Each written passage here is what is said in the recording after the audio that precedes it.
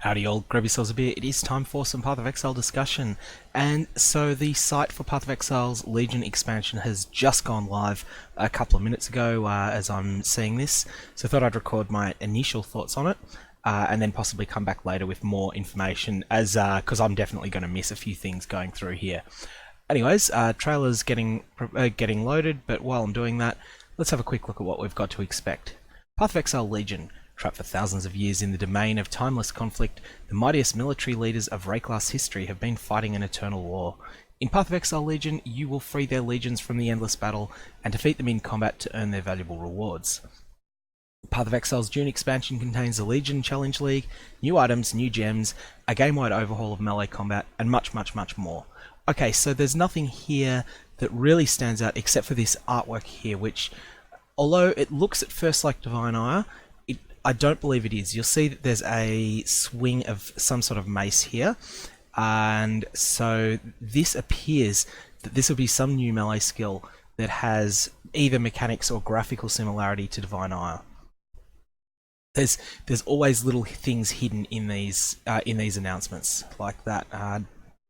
Not particularly much of interest there. Timeless monoliths. As you explore Rayclass in the Legion League, you'll discover monoliths. Tag them to reveal an ancient conflict between multiple legions frozen in time. Untear the monsters by dealing damage to them, but be prepared to fight those monsters when the effect of the monolith wears off. As certain monsters are powerful and drop valuable items, Legion grants you full control over risk and reward. Okay, so just having a quick look at these screenshots first. Here we've got, let's always having a quick look. So this appears to be a... could that be a channeled skill maybe? In fact, that could be Cyclone. I'll have to have a look at that. Notice there's Fortify up. This guy's got, I think that's Herald of Purity. 11 charges of something, which I'm not sure what that would be. And so it looks like he's going around, he's touching various monsters, and then I assume that that's going to lead to some sort of collapse like they mentioned, at which point the monolith, these creatures then start attacking. Again, not too much here. Very much a throwback to Breach League. And here's someone piffing a whole bunch of fireballs into the ether, and it looks like these monsters may be thawing out. So I'm getting a vibe here, and we'll have to see gameplay footage, but it looks like your goal is to damage as many of these frozen enemies as you can. That thaws them out, and then all at once they attack you. That could be really quite interesting, but I'll have to see if that's actually correct. As always, having a quick look to see. Doesn't look like any new skills there. Lowercase I green, lowercase I blue. Let's B for blood magic. Is that actually blood magic? I'm just trying to work out if there's any hidden information about support gems, but there's nothing that I can see. That doesn't mean that there's nothing there, it's just that there's nothing I can see. The domain of timeless conflict. Enemies from each of the 5 legions drop splinters which combine together to form an emblem of that legion. Gee, that really does sound like Breach again. Place 2 or more emblems from different legions in a map device to gain access to the domain of timeless conflict, where eternal battle between those legions rages. Unlock the upgraded map device in order to fight the ultimate conflict between all 5 legions. The upgraded map device sounds like it could be interesting. Anyway, let's have a quick look here. And wow, that looks amazing. Doesn't really tell me much as to what's going on, but so getting a sense here that this is basically Breach, except instead of just putting, say, an Ulnatol's Breachstone in, it seems like you might put both a Zoph's and an Ulnatol's, and then the 2 of them are fighting each other. It's another very similar thing, and here's the map receptacle. Okay, this could potentially be very interesting. This allows a lot more options for combination maps in future. Note that, well, I'm interested to see how this works with things like the Atzeri Apex of Sacrifice and the like. I'm wondering if the center ends up being some sort of modifier that amps up maps considerably. But anyways, we'll have to see that one in future. What that's actually entails. These all just seem like normal rare items. Nothing special there. That's a new skill, I believe. I believe that's grace and hatred. So nothing new there, but this looks like a new skill on the W key, so we'll see that. And these would be the combined maps. One thing I'm not looking forward to, if this is very similar to Breach, is the absolute pain in the ass of splinter management, but and picking them up. But anyways, we'll see. Hopefully they do that a bit better, and hopefully splinters drop clustered. It really annoys me after a Breach having to go and pick up things that are individually only worth an alteration orb or much less, but you sort of feel you have to do it because they're drops scattered over a wide area. Legion item rewards. Some Legion monsters display symbols indicating the specific items that they drop. Ah yes, so that looks like a Chaos Orb, but whether that means currency, we'll see. Skilled players will focus on freeing the monsters that maximize the type of rewards they are seeking. Certain monsters can drop incubation items, which modify a piece of equipment to guarantee a certain reward after you have killed a specific number of monsters. Okay, I can't really tell much about these incubation items from this, but we'll see. Legion Jewels. Okay, I wonder if this is Abyss Jewels 2.0, because Abyss Jewels are very powerful. From each of the 5 legions, it's possible to earn a special unique jewel that can be socketed into your passive tree. Each of the 5 jewels modifies nearby passive skills in different ways, providing completely new character customization options if you're skilled enough to acquire one. Unfortunately, it doesn't look like we can see anything of this jewel here. So, I mean, that just looks like a threshold jewel for the moment, but we'll see. Melee combat revamp. We've addressed most of the core issues with melee combat in Path of Exile.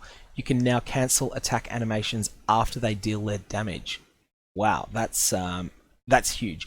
One of the biggest weaknesses of melee is that there's a lot of attacks in the game that either they one-shot a not very tanky character, or they'll 2 or 3 shot a very tanky character, and these attacks often are telegraphed, but you don't have long enough to GTFO. If you think to Azaro in the Eternal Labyrinth, but not Azaro when you're fighting him with an endgame character, but Azaro when you've only just got to him in a new league, so your character's very, very weak, you'll know that a lot of his attacks can one-shot you at that point in the league. And one of the big weaknesses of melee is that you can't get the fuck out quickly enough when he starts making some of his charge up attacks. That's not because you don't have time to run away. It's because you need to finish the attack you're currently making, and then only then can you start moving. And so melee characters typically need a certain minimum hit point threshold to be able to beat Eternal Labyrinth, whereas range characters can do it, potentially, if you know the fight extraordinarily well, you can do it without being hit at all. Melee characters need several thousand hit points, enough generally speaking that they can survive a critical hit from anything other than his two-handed overhead slam, which is the one that you really need to dodge that one, and you've got the time to do it. But his other attacks, he can start them when you've just made a multi-strike attack, and in that case you're in real trouble if you're squishy. So being able to cancel animations is going to be huge. Movement skills are now all instant.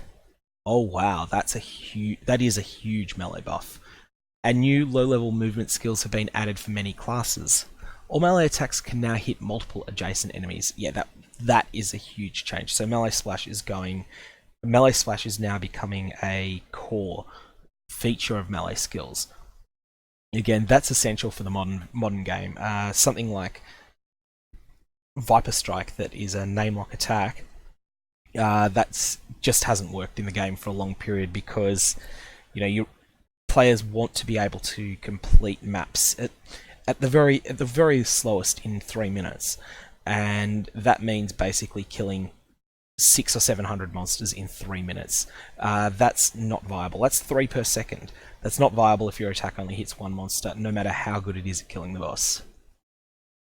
The animation system has been overhauled, the monster targeting rules improved, and accuracy is no longer capped at 95%. Accuracy being uncapped is a really good change, and that could be, that could be really interesting. There are more changes to melee combat than are possible to list here, but those changes plus a rebalance of most melee skills create an entirely new combat experience.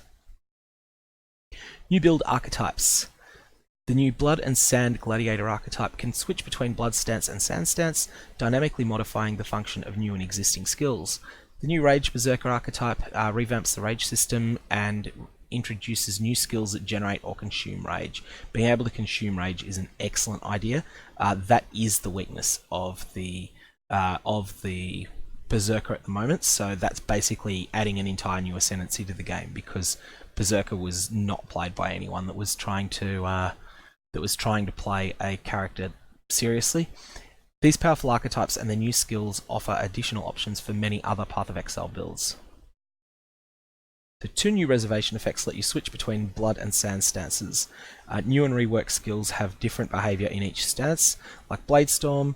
So that's this must be the skills we saw earlier on one of the screenshots, which causes bleeding bloodstorms in blood stance and blinding sandstorms in sand stance. Okay, so Darude Sandstorm time. But on a serious note, that does look really cool up close. Defensive and mobility skills. Dash and Steel Skin let you instantly respond to dangerous enemy attacks by avoiding them or protecting you from damage. That could be interesting. I really like using, since they made Molten Shell into an instant spell, I've really liked using it on tanky characters as just a straight up retributive damage effect that gives you a small amount of damage mitigation through armor. And I know that one of my last melee characters, which was the Molten Striker that I was using a couple of leagues ago, got quite a lot out of every time I was being hit by Shaper or Elder, I would put up a new Molten Shell around myself. This would be a level 20 or level 21 Molten Shell, and then when I was hit, that would explode on them. So that was in Delve League that I was playing a Molten Striker. And instant response defensive skills are really a lot stronger than people give them credit for, and it makes the gameplay a lot more active. Rage skills. 2 new attack skills will let you easily generate rage, a stacking buff that gives powerful attack bonuses and no longer has a downside. Okay. The Berserk skill will let you consume this rage for massive bonuses. A new aura and support gem will further enhance this melee playstyle. Okay, so it's no longer just a Berserker skill. It's available to everyone, and it's although I assume Berserkers have the easiest time getting it. Removing the self-damage over time effect from rage will be quite well, I don't know how I feel about that. I want to see how it plays. I think that the numbers on the degen were too high on the old incarnation of rage, but honestly, I think there is a space in the game for powerful effects that have a serious drawback. Take the skill Blood Rage, for example. That's very powerful skill, but it does have a very real drawback.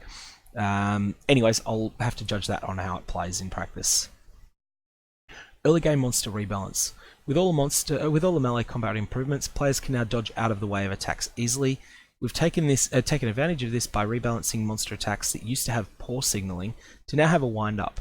This rebalance extends to improving monster AI and boss fights throughout the early campaign. Okay, that's going to be interesting. First thing that this makes me think is that some of the bosses that are based upon some of the map bosses that are based upon early game bosses like Mervale in the Underground Sea map, Glace in the Beach map, based upon Hailrake, given that this appears to be an image of Hailrake here, that could be quite interesting. They could get a lot harder if the actual fights have been redesigned. It wouldn't surprise me to find Mervale as it no longer being a boss of easy maps, but becoming one of harder maps if they've changed her. But we'll see how that goes. Powerful new items. 14 new Divination cards. Path of Exile Legion contains 12 new unique items for you to discover. In addition, we've chosen 15 existing unique items that are themed around Legion's 5 armies and have rebalanced them so that they've become powerful rewards to find in the new league. And it looks like we don't have any information here yet. And I'm just making sure that there's, because I often do hide things. No, there's nothing hidden there. I'll have to keep coming back and having another look at this. The new Divination cards can be really interesting. A lot of them can be, even ones that don't seem particularly exciting, can be quite transformative of which maps are worth farming and which ones aren't. And so, you'll notice, for instance, that for high level play in the Synthesis flashback event, my Divination card, the Price of Protection's been fairly impactful because it's got a high drop rate, but only from invasion bosses. People have felt there's a reason to run maps that have got invasion bosses in them due to the flashback mods, because they have a good chance of dropping what is essentially a tier 16 map. And so that's encouraged people to play specific maps for that hour. In the normal game, however, things like Tower Map was a terrible map. Now, granted, more monsters were added to it, but the key change was the decision to put a new Headhunter card into the Tower Map, the Nurse, which then made it one of the most popular high-tier maps. It probably was the most popular of all the high-tier maps to run during the Betrayal League, and it sort of seemed to hold up acceptably well during Synthesis as well. So that was just as simple as a new Divination card. Crimson Temple and Desecrated Temple got new Divination cards in Synthesis, and as a result they got run more than they would have been. So yeah, that could be quite interesting. We'll have to see what they are. There's no information as yet. Legion supporter packs. So there's the... Let's have a quick look at these.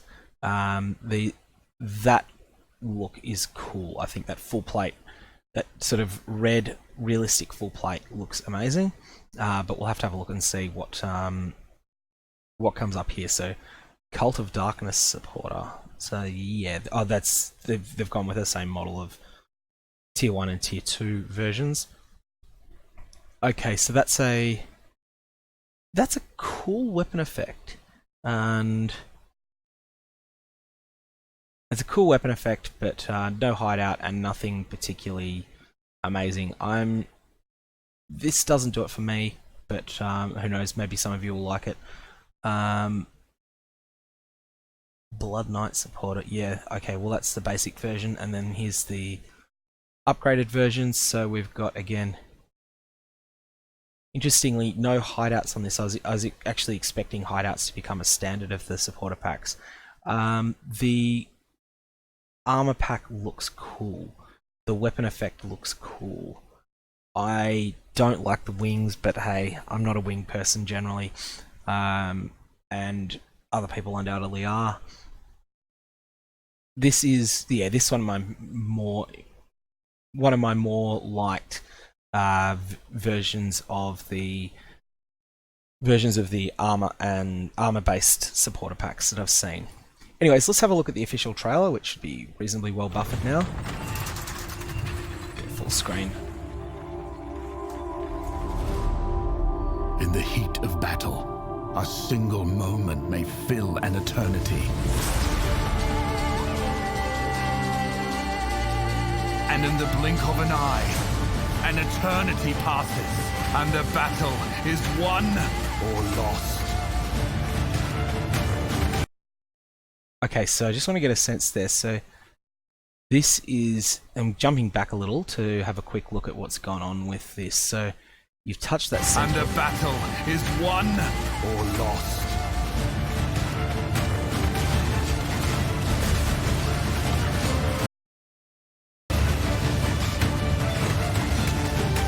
Big cyclone.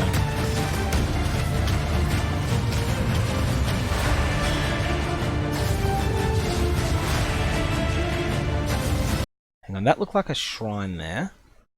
Let's jump forward to it again. There we go. Oh no, that's not... Is that a shrine or is that a symbol over that monster's head saying that it drops a weapon? I think it may be the latter.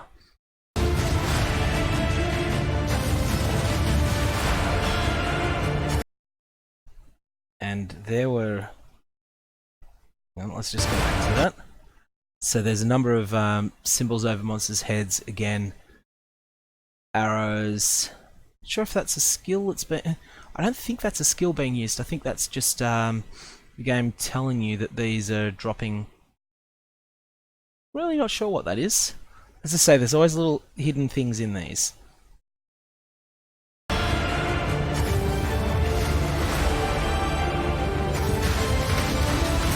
We know not why we fight. We know only that we must. We are the damned. We are Legion! Okay, now that we are Legion, that sounds like it's something I've heard before. Oh wow, that's a that's an enemy using something that's like Divine Ire.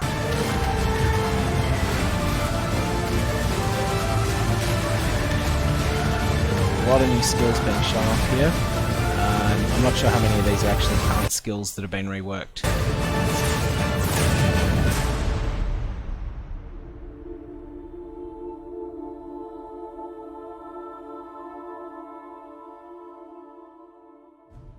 In the Legion League, you'll discover timeless monoliths. When activated, they reveal a frozen battle between two armies from Rayclast's past. Break open the monsters and chests with the most valuable rewards before the time runs out. Be careful which monsters you free, as the most rewarding are also the most dangerous. Now there was something there that I wanted to get a quick look at. Oh, that was just a steelwood bow. No, I thought because a normal loot filter would block that. Journey to the domain of timeless conflict, where the eternal battle between the legions and their generals rages. Path of Exile Legion also contains an extensive rework of melee combat. We've made all movement skills start instantly. So there's double strike, I believe. Just Added being shown animation off there cancelling. with Made all skills draw their ranges correctly. Changed all melee skills to be able to hit multiple adjacent enemies, and fixed up damage timing, ranges, and shapes across all attacks. Instant speed movement and defensive skills now let you respond to incoming attacks effectively. Oh, those instant speed defensive skills sound great. Let's get a quick look at what we've got To here. incoming attack. So I'm assuming that they work on a cooldown, and doesn't seem to really be any information on them beyond that they Effectively. exist. We've also overhauled the animation system to support chaining attacks together and better attack signaling. And we've also improved targeting, attack queuing, and hit feedback. Okay, well there's Molten Strikers still going. Let's have a look at this. Have a look at this. In addition, we've extensively rebalanced all melee skills, melee ascendancy classes, jump. added more defensive options for melee, removed the cap on chance to hit, and have made mechanical changes to certain skills like Cyclone, which is now a channeled skill. Cyclone is now a channeled skill. Okay, cast while channeling on this is going to be ridiculous unless there's been something that makes that not happen.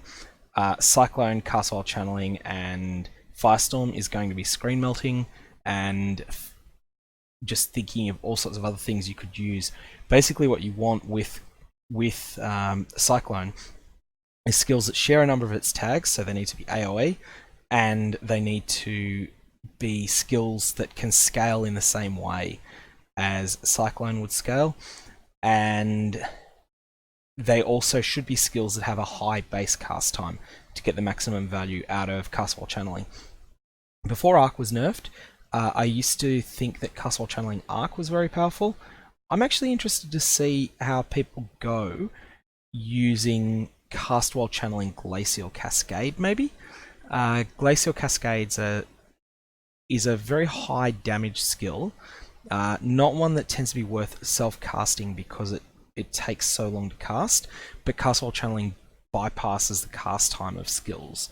So that's a potential option, and that's, for that matter, that's why Glacial Cascade is so popular with mines, even though there were some slight nerfs to that interaction recently. With all the melee combat improvements, we wanted players to be able to respond to monster attacks more easily. So we decided to rebalance many older monster skills, improving their signaling and giving the player the ability to dodge their attacks. You can check out Path of Exile Legion on June the 7th.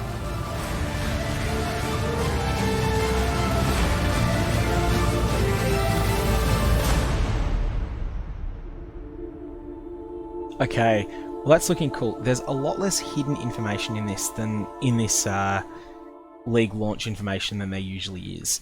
I'm wondering if that's going to be because I want to dribble it out over a longer period of time, or whether there's something else that's going on, whether there's something I'm completely missing. I am just going to hit refresh on the main Legion page, just on the off chance that things didn't load, because actually this didn't load before. So let's see if there's anything else that's hiding along the way. Ah, that's what we're looking for. These didn't load because I refreshed this immediately upon the expansion launching, so right on 7 o'clock my time. That didn't work. Timeless Marraketh Splinter, Templar Splinter, Templar Emblem, Kauri Emblem. Okay, so these stack to 50, and they're basically, yeah, these are just your breach splinters and your breach stones. Adds an incubated valuable currency item to an equipable item. Item drops after killing 1,000 monsters. I'm just trying to work out how this works. So, as an incubated valuable currency item, I'm really not sure what... As an incubated divination card to an equipable item. Drops after... Ah, I follow you. Okay, so this is basically... I believe this is something you can throw onto an existing item. So each of your items will eventually have these on them. Yeah, so you'll put, say for instance, the Harbinger one on your sword. You put this on your amulet, whatever, and these basically are a delayed reward item. And this, I assume, will... Yeah, there you go. Incubating unique weapon.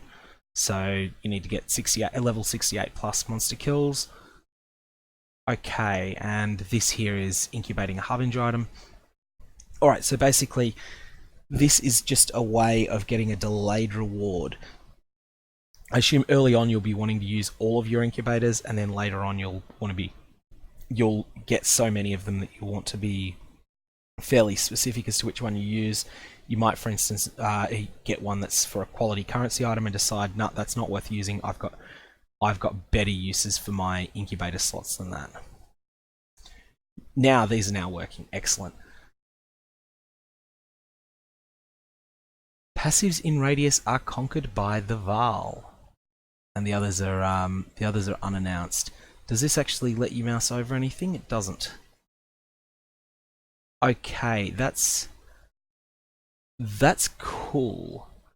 Bathed in the blood of 5,173 sacrificed in the name of Doriani. Okay, that sounds cool. There's no information mechanically on how that works, but it is cool. Nothing in there, nothing there. Here we go. Bone Helmet Elder item. This is capped at item level 80. That's actually not going to be very good. I was thinking with this that this was actually something. Bone Helmet Elder item was something I'd had in mind as a possible submission for a divination card. However, it would kind of need to be item level 86. I can't see anyone realistically using this when it will be capped at item level 80. And for those of you that aren't familiar with how divination cards work here, the item level of the reward is equal to the character level that you submitted at, but hard capped at 80. So yeah, I think players would generally prefer to use a normal Bone Helmet that's item level 86 and has +3 to minion levels, assuming they're a minion build. If you're not a minion build, you can use a Bone Helmet with the Spiritual Aid cluster, and so there's a potential of doing something there, but I still don't think that item level 80 will offer much. Could well be wrong. Ooh. And I like that flavor text. 10 Exalt. This is going to be interesting. I'm going to assume that this drops somewhere very difficult, alluring abyss maybe, and in fact the looks on that, I think this may very well drop from the alluring abyss. It will be quite rare, but not staggeringly rare like the Mirror of Kalandra cards are. So yeah, that's this one. I think every Exalt card has been worth target farming in the game so far, so we'll see what goes on there.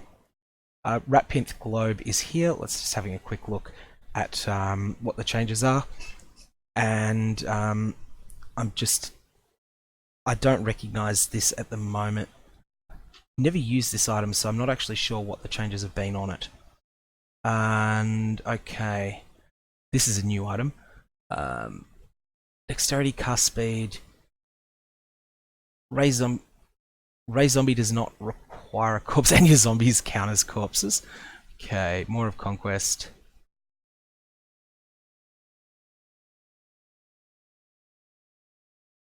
What is this? Oh, this is a helmet. This is an unaffected by poison. Vol's Protector. Inner Conviction. Okay, that's a new mod. We'll have to see what that does.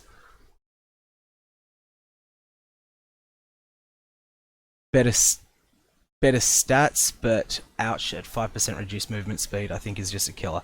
Anyways, so those have been there. They just didn't load the first time. That looks to be everything in here. Anyways, looking forward to this. We'll see how it actually looks when there's more information coming out.